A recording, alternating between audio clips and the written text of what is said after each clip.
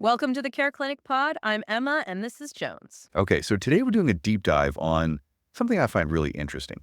Borderline personality disorder, Go. BPD. Mm-hmm. And you've given me some really fascinating resources about it already. We've got like an article about taking a BPD test Right. and then some excerpts that focus on the Care Clinic app Yeah. and its features.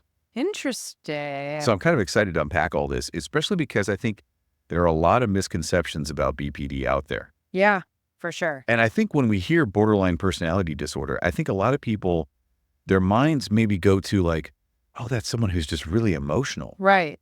Yeah, and it's so much deeper than that, I mean, imagine living in a world where just your own feelings felt like a runaway train all the time. Wow. Just constantly shifting and at this intensity that most people can't even imagine. Yeah, that's a really powerful way to put it. And I think it highlights why it's so important to understand these core characteristics of BPD, right? Oh. Because like you said, it's not just about being emotional. And one of the things that stood out to me in the research was this idea of emotional instability. Mm. And I think we hear about mood swings a lot. Right. But the way that this was phrased, it was like intense and rapidly shifting emotions, which just hits differently. It does. Well. It does because it captures the sheer force of these emotions. Yeah. It's not just, oh, I'm feeling happy and now I'm a little sad. It's like your entire emotional landscape can just shift like that from like intense joy to like this crushing wave of sadness Yeah. with almost no warning. Wow.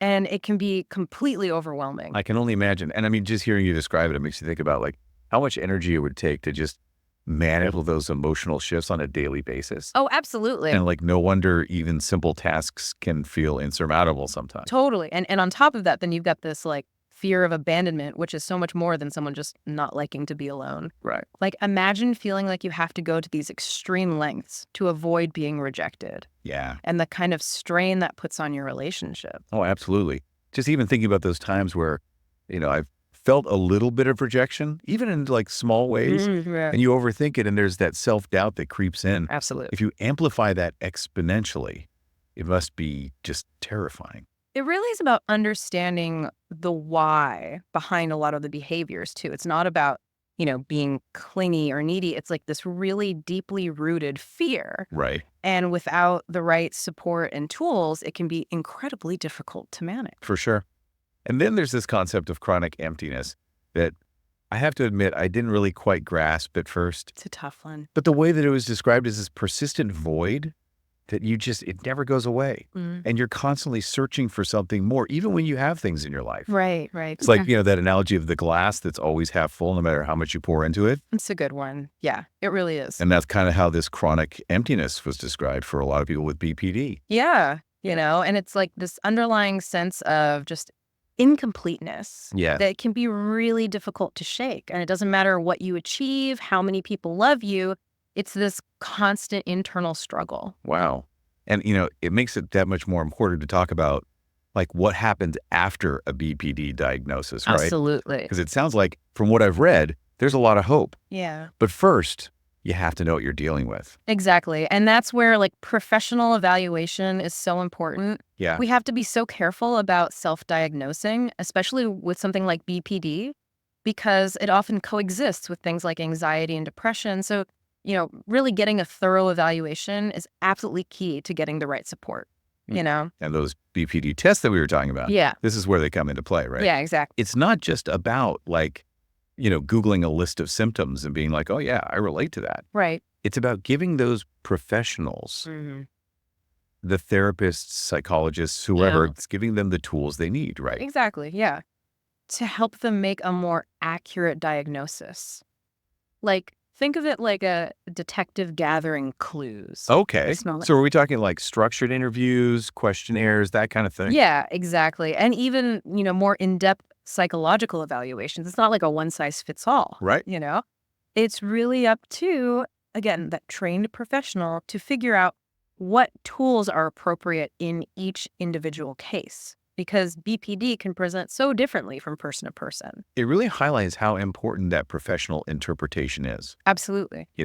It's not just about checking boxes on a test. It's about understanding that whole person Completely. and their unique experience. And, something that's really important to emphasize is that a test alone isn't a diagnosis. Yeah. It's one piece of a much larger puzzle. Okay.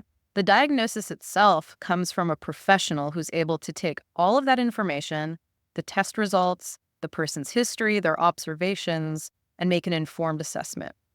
Okay, so then what happens after a diagnosis? What does that path forward look like? Because, from the research I've done, it seems like there's a lot of hope. Absolutely. And that's such an important message to convey. Yeah. BPD is not a life sentence. Right? It's treatable. And there's so much potential for people to live really fulfilling lives after a diagnosis. That's so good to hear. So what are some of those treatment options? Like what shows the most promise? So therapy is often like the cornerstone of BPD treatment, Okay. particularly dialectical behavior therapy, which is also known as DBT, and cognitive behavioral therapy, or CBT. And what's interesting about these therapies is they're not just about talking about your problems. Right. It's about giving people the tools, Exactly. the strategies. DBT, for instance, focuses on helping people regulate their emotions, cope with distress, and build healthier relationships. Wow. So it's about giving them actual skills to manage the very real difficulties that BPD presents. So it's like instead of just telling someone to fix something, it's giving them the toolbox. Exactly. And then there's medication. Now, medication isn't a cure for BPD itself, but it can be really helpful in managing certain symptoms. Okay. So, remember those intense emotions we talked about? Yeah. Medication can sometimes help to kind of take the edge off of those, Yeah. Make them a little bit more manageable. So it's not about masking who they are, Yeah. but it's just about making the day-to-day a little bit easier to manage. Exactly. What about beyond formal therapy? Like what are some things that people can do on their own to kind of manage their BPD? Yeah, there are some really empowering self-management techniques out there. Okay. The research mentioned mindfulness, which can be a game changer when it comes to managing those intense emotions. Yeah. It's about learning to kind of like observe your thoughts and feelings without judgment, which can be incredibly powerful. It's like you're not trying to stop the train, but you're learning how to ride it a little bit better. Exactly. Yeah. And then there are emotion regulation techniques, which are all about, building skills to better handle those emotional ups and downs. It's like learning to surf those waves instead of getting constantly knocked down by them. Which honestly, I feel like that's something we could all benefit from a little bit. Oh, absolutely. Right? Just learning how to ride those waves a little better. Totally. And let's not forget the importance of self-care. Yeah. I know it sounds so simple, but things like exercise, healthy eating, getting enough sleep, these all contribute to emotional well-being. They're like the foundation of everything. Exactly. It's so much harder to manage BPD or, frankly, any mental health challenge when you're running on empty. You've got to put your own oxygen mask on first, right? Exactly. I love what the research said about the power of connecting with others, too. Oh, absolutely. Like having that support system. Support systems are so vital. Therapy groups, for example, can be really incredible spaces for people with BPD to connect with others who just get it. Right. Who understand what they're going through. There's something so powerful about shared experience. It's like having that community that doesn't judge, that understands, that can offer advice from a place of like, yeah, I've been there. Absolutely. I get it. Oh. And it's not even just about those formal settings either, right? Like friends and family play a huge role in this too. Absolutely. Having a supportive network of loved ones can be life-changing. But for those loved ones to be truly supportive, they need to educate themselves about BPD. Knowledge is power. Yeah, it's about understanding how to support without judgment or without offering advice. It's like, maybe not. Right.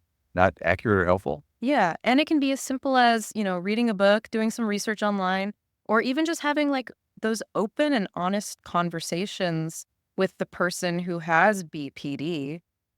The more we understand, the better we can support each other. And speaking of tools and resources, we have that information about the Care Clinic app. Right.